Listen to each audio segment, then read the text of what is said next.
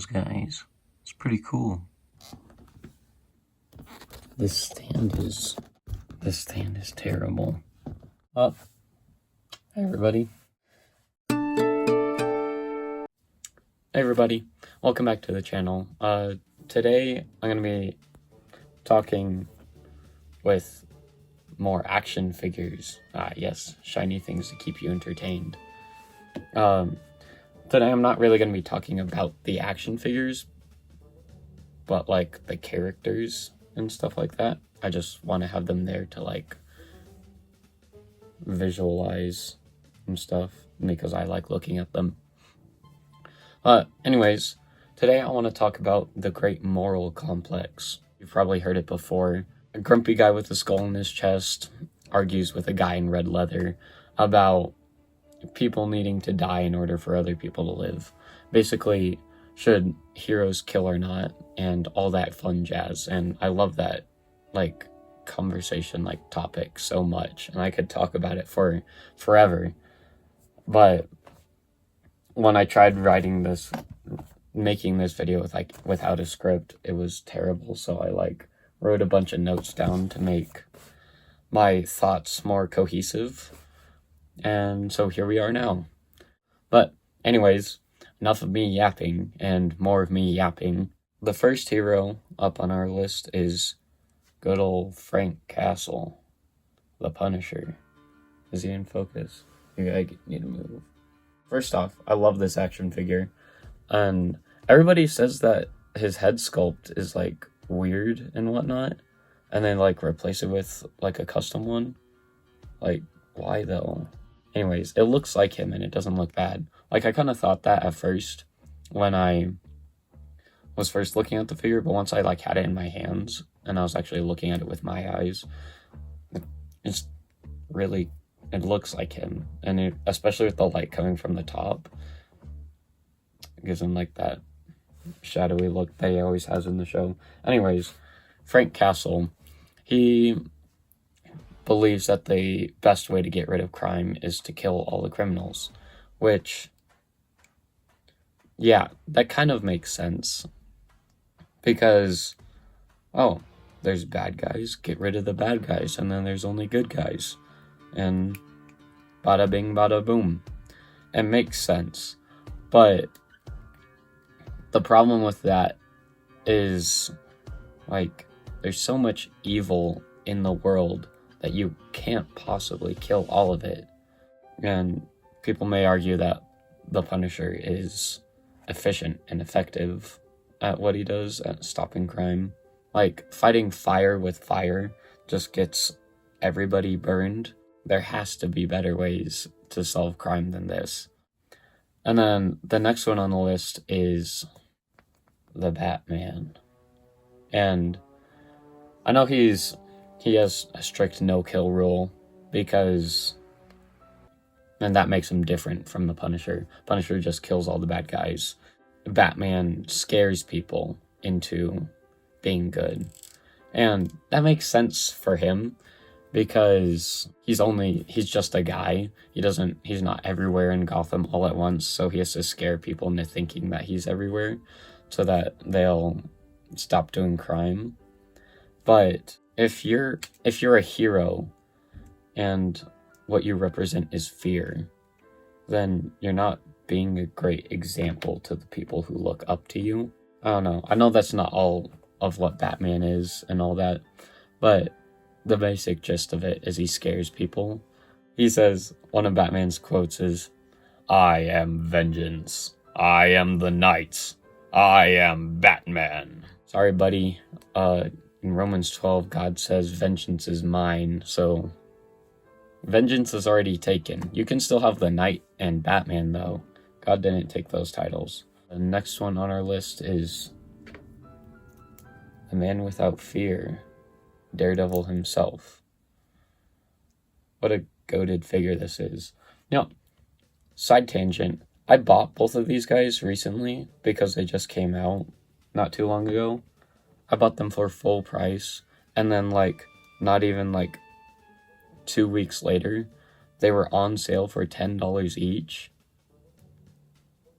Anyways, Next up on our list is Daredevil. Wait, I should probably... these two are in the same category with each other. Just like these two are in the same category with each other.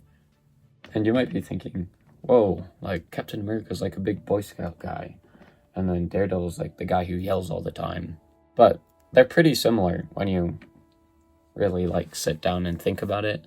And that's just because Captain America kills people. Like, people don't really think about that a lot, but he's a soldier. He fought in wars. He like Spartan kicks people across rooms. He throws a metal disc at people. Like, people that he fights, like, some of them definitely die. You can probably argue that Daredevil's higher than Captain America on this list because he has like no kill rule, no kill, except that one time. And then Captain America is just like, he doesn't like hesitate to kill people when he's fighting terrorists. I mean, he doesn't like kill random people. I think these two are a step above the two before because they have awesome hero speeches and like try to inspire people to do good, but they'll also throw mad hands and put you into a vegetative state. He's like, no, don't kill anybody, but then he'll toss a microwave at your cranium. They're still pretty good heroes with pretty good morals.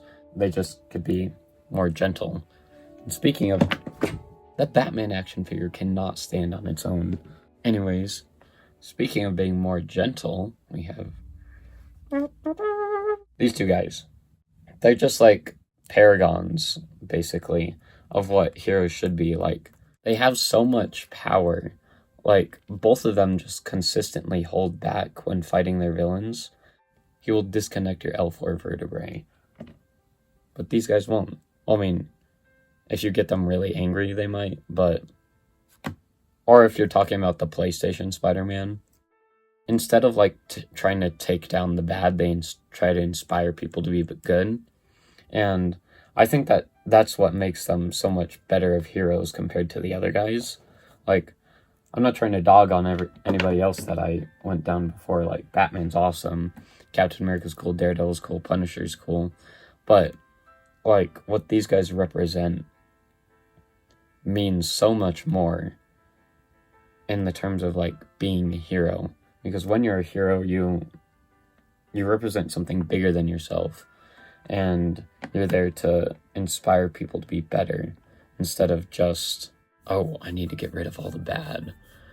When you look at all these from like end to end, I need to start reading my notes. When you look at all these from end to end, it gets to the point where you gotta think, are you trying to get rid of the bad in the world? Or are you trying to put good into it? And I think that's the main difference between all these guys, is their viewpoint on that specifically. All this made sense. It was flowing so well last night when I was writing it down. I just can't put it into words, but I'm glad that you're still here listening to me yap. Do not be overcome by evil, but overcome evil with good. And that's what these guys do. And that's what this guy does to an extent. That's what all of them do to an extent. But these guys really represent that the best out of all of them, I think. They're trying to put good into the world instead of just focusing on getting rid of the bad. There has to be a better way of scaring bad guys than a fist or putting them in a vegetative state. There's always a better option. Like, it's hard to like see it sometimes because you get like so stuck in your viewpoint. But a lot of times if you like stop to think about it for a second, you'll realize that there is a better way. There's always a better way to try doing something because no one's perfect. We can always strive to be better. And that's what all of these guys represent. That's why I like superheroes so much. You're about to clean your room, and then your mom runs in, starts yelling at you like, clean your room right now, it's filthy in here. Now you don't want to do it. It's just human nature to challenge like opposing viewpoints and all that. And it's the same thing with this. If you go the other way and just make them want to be good, then you don't have to keep checking in on them and being like, hey, you better be being good right now, or else I'll put you in the hospital. These guys have reached a point to where they inspire people to be better. And I feel like that's so much more effective because, like, you can only beat up one person at a time, but you can inspire masses. The heroes are cool, all their morals are fun to think about, but like Spider-Man and Superman are just the best. Like, Captain America was probably my second favorite superhero until the new Superman movie came out. I wish James Gunn directed every superhero movie. I can talk about that for an entire different video also. I believe that at their roots, people are evil, but I also believe that deep down, everybody wants to be good. So if you give them an example to follow, I think that you could change the world.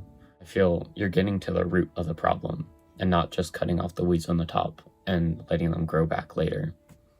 That's why I like Spider-Man so much. Like, my entire life, I watched Spider-Man movies and learned the morals from him, and that's why he's my favorite hero. He's just the best. I realized that all the moral lessons that Spider-Man was teaching me were just moral lessons from the Bible. And that's why I love the Bible so much now.